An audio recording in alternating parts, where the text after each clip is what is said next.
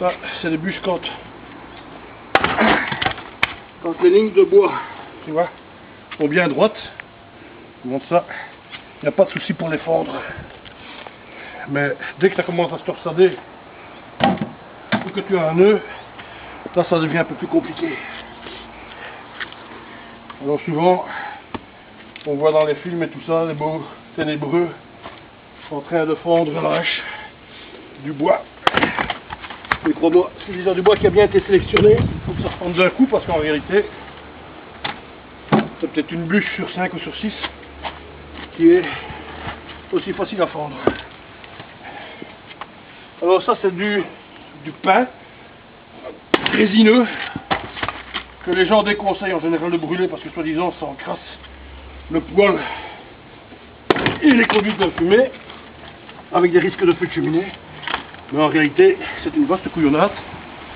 Le bois, le résineux ça brûle très bien à condition de savoir le brûler correctement. Parce que plusieurs essences de bois sont utilisées pour le feu. Ils ont tous le même rendu calorique au kilo, à quelques dizaines, non, quelques centaines près. C'est 2 fois rien.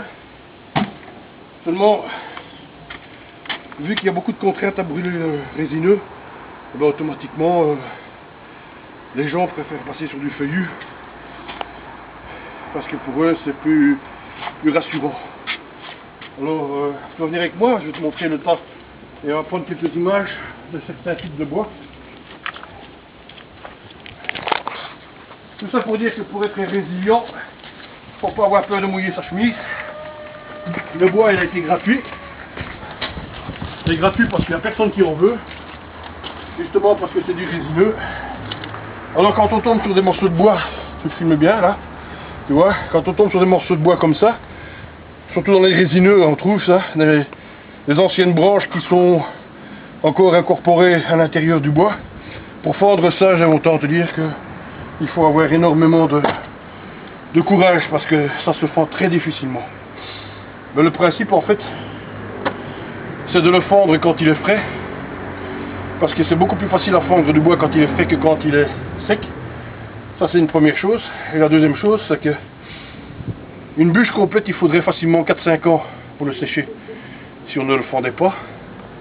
Ici, fondu comme il est là, en plein vent, je peux considérer qu'en 1 an et demi, voire 2 ans, je peux le brûler.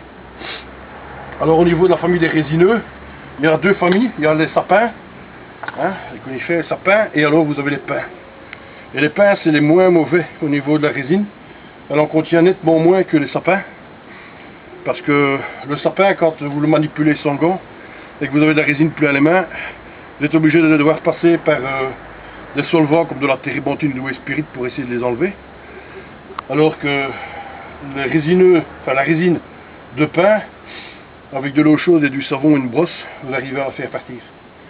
Pour l'instant, je brûle du sapin que j'ai coupé au printemps passé. J'ai abattu un sapin chez un voisin à sa demande. Et j'ai aucun souci, que du contraire, il brûle beaucoup mieux que mon restant de bois, que Quentin va me montrer, là, qui est lui est du feuillu. C'est un mélange de hêtre et de noisetier. Il y a aussi un petit peu d'acacia et tout ça. Bon, ce sont des bois qui sont généralement bons à brûler. Malheureusement, ceux-ci ne sont pas encore suffisamment secs puisqu'ils sont au-dessus des 12% de degrés d'humidité qu'il est conseillé. Parce que pour brûler du bois, il faut que vous ayez moins de 12% de degrés d'humidité dans le bois pour pouvoir le brûler. Parce que vous perdez par pourcentage, vous perdez donc, on va dire que s'il y a encore... Allez, pour vous donner un exemple, le bois en général c'est 4500 calories au kilo. Au kilo de bois. Donc évidemment, 1 kilo de bois au niveau du chêne, ça représenterait une bûche, et 2 bûches on va dire pour du bouleau. Parce que le bouleau contient 60% d'humidité. Donc automatiquement, dès qu'il sèche, il ne vous restera plus que 40% d'humidité, donc sur 1 kilo, il ne vous restera plus que 400 grammes de bois. Alors que le chêne, lui, ou le frêne, est un bois qui est beaucoup plus dense, plus lourd, il contient beaucoup moins d'humidité, donc automatiquement, lorsqu'il va sécher, il perdra peut-être entre 30 et 40% et il vous restera 600 grammes par bûche. Donc comme on brûle et qu'on a besoin des calories, forcément c'est au kilo qu'il faut faire les calculs et non pas à la stère, enfin au stère. parce que ça dépendra toujours de l'essence de bois que vous utilisez. Par contre, ceux qui sont puristes et qui préfèrent ne pas brûler du sapin, parce qu'ils prétendent que ça encrasse les cheminées, sachez que dans les pays nordiques, en Scandinavie et autres, et même en montagne, quand ils n'ont que du sapin à disponibilité, ils les brûlent sans problème, sans souci, et n'ont jamais eu de souci de feu de cheminée ou d'encrassement plus important qu'un autre, à partir du moment où le bois est brûlé correctement. Et le résineux est un bois qui ne peut pas être brûlé à demi-régime ou à bas régime, c'est un bois qui doit être brûlé à fond la caisse. Feu grand ouvert pour donner le gros coup de chaleur, c'est le bois idéal pour ça. Si vous le faites brûler à demi-régime, vous allez provoquer de la suie, vous allez provoquer du buste dans les cheminées, et là commencent les soucis. Par contre, si vous le faites brûler à fond, il n'y a aucun souci, tout brûle, la résine, tout, et moi j'ai mon poêle, il est nickel propre, alors qu'en général quand je brûle du feuillu qui lui n'est pas encore suffisamment sec, des parois où la vitre a tendance à noircir, je vous montrerai des images de ça plus tard.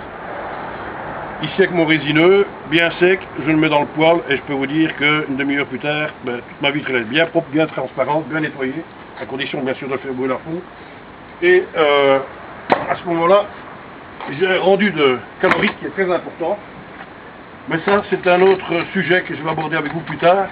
C'est le choix du poêle à bois ou de la cassette, surtout dans un milieu de résilience ou de survivalisme. On va voir qu'est-ce qui est plus intéressant par rapport à ce qu'on veut faire.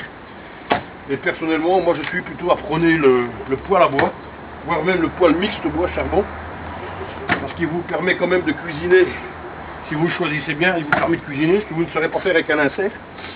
Lui, de toute façon, aura toujours besoin d'électricité pour faire tourner sa ventilation, alors que le poêle à bois, lui, n'a juste besoin que du bois. Voilà. Je te remercie. Je peux couper.